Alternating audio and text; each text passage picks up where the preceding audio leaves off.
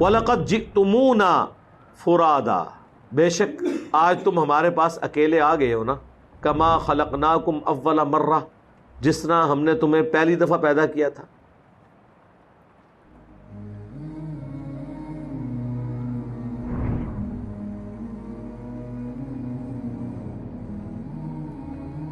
وَتَرَكْتُمْ مَا خَوَّلْنَاكُمْ، اور تم چھوڑ آئے ہو جو ہم نے تمہیں دیا تھا، وَرَاءَ ظُهُورِكُمْ، پیچھے ہی چھوڑ آئے ہو.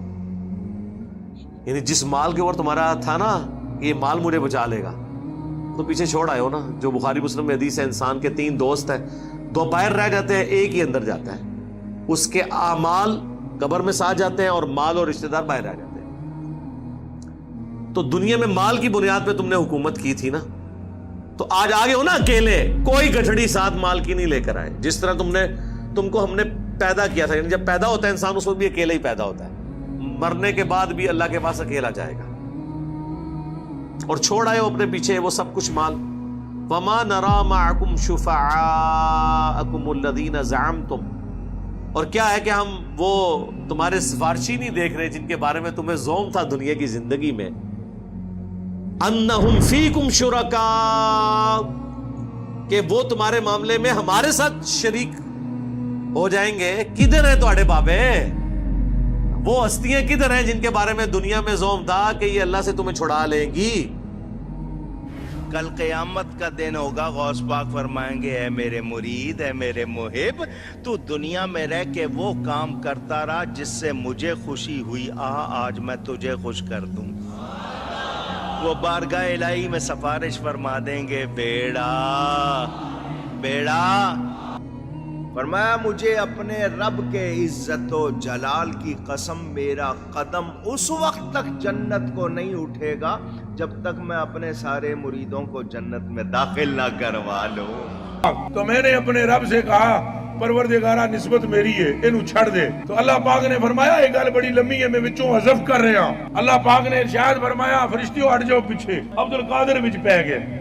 اللہ میرا بگڑا سوار دو، میرے بگڑا وقت سوار دو، میرے خواجہ مجھ کو نواز دو.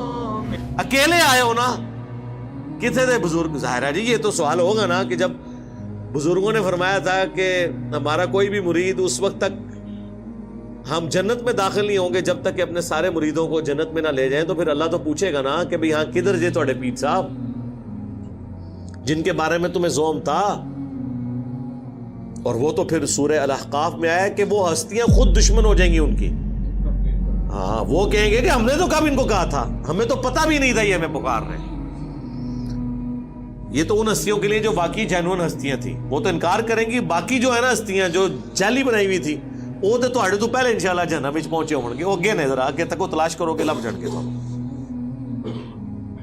لقد تقطع بینکم، بے شک ٹوٹ گئے ان تمہارے سارے رشتے، سارے وہ نظریات، وہ ساری آس اور امید ختم ہوگی جن ہستیوں پہ تم کھڑے ہوئے تھے. وَضَلَّ عَنْكُمْ مَا كُنْتُمْ تَزْعُمُونَ، اور تمہارے ہاتھوں سے جاتی رہی وہ تمام باتیں جو تم دنیا میں دعویٰ کیا کرتے تھے. اس کو وہ اردو میں کہا جاتا ہے ہاتھوں کے طوطے اڑ جانا.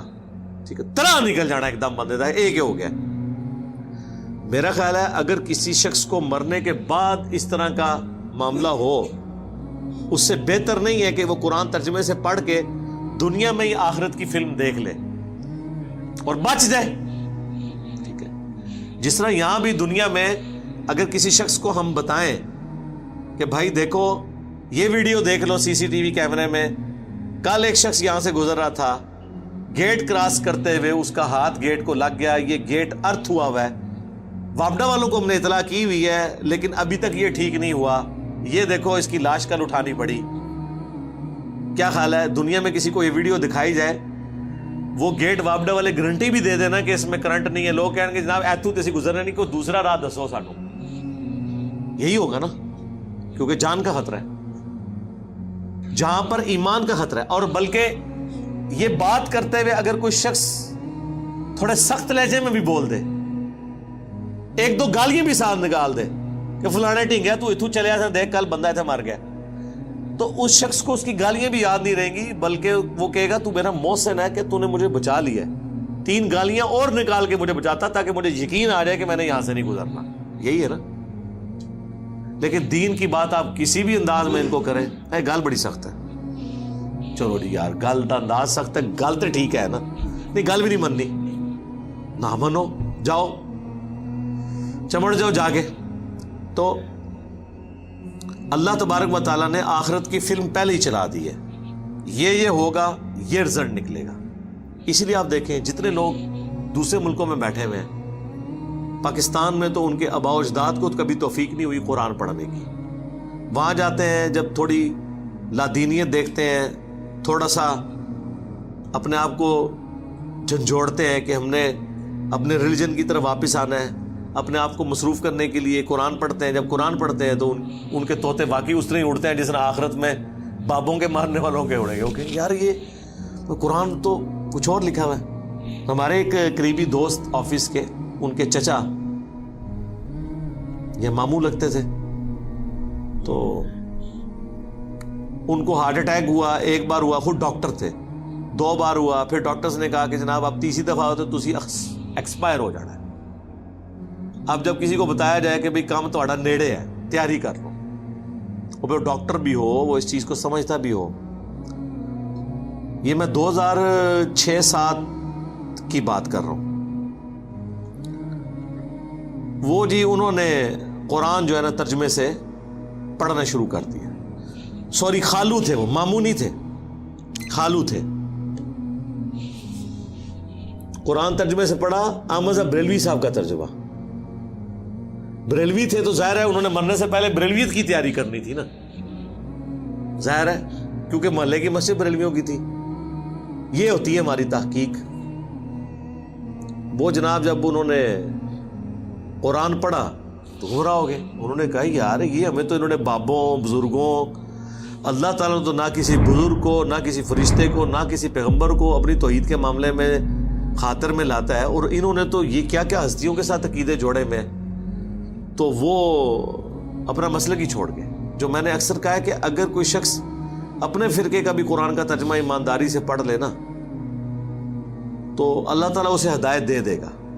یہ اللہ کا وعدہ ہے، وَالَّذِينَ جَاهَدُوا فِينَا لَنَهْدِيَنَّهُمْ سُبُلَنَا. بلکہ ایون وہ قرآن پڑھتے ہوئے اسے یہ بھی پتہ چل جائے گا، تھوڑی سی اپنی عقل استعمال کرے کہ قرآن میں تو یہ لکھا تھا، تو یہ میرے مولوی نے اس کی جو یہ تشریح کی ہے یہ تو اس میں بیٹھتی نہیں. اگر اس نے اپنی عقل استعمال کی، اور اگر عقل استعمال نہ کی، اس کبوتر کی مانند جو بلی کو دیکھ کے آنکھیں بند کر لے، بلی نے پھر بھی گردن مروڑنی ہے. آنکھیں بند کرنے سے بلی غائب نہیں ہو سکتی. اس طرح آنکھیں بند کرنے سے قرآن و سنت کے جو نظریات ہیں وہ غائب نہیں ہوں گے، اور آپ کے بزرگوں کے بتائے ہوئے عقیدے وہ جسٹیفائی نہیں ہوں گے. تو اس سے پہلے کہ آخرت میں ہوائیاں اڑ جائیں، جو اللہ تعالیٰ نے بیان کیا کہ اڑ جائیں گی ان کی ہوائیاں، اس سے پہلے آخرت کی تیاری کر لیں. اللہ تعالیٰ سے دعا ہے جو حق بات میں نے کہی ہے ہمارے دلوں میں راسخ فرمائے. اگر جذبات میں میرے منہ سے کوئی غلط بات نکل گئی تو اللہ تعالیٰ ہمارے دلوں سے دھو ڈالے اور ہمیں معاف بھی کر دے. ہمیں کتاب و سنت کی تعلیمات پر عمل کر کے دوسرے بھائیوں تک پہنچانے کی توفیق عطا فرمائے. سبحانک اللہم و بحمدک، اشہد ان لا الہ الا انت، استغفرک و اتوب الیک، وما علینا الا البلاغ المبین. جزاکم اللہ خیرا. آمین.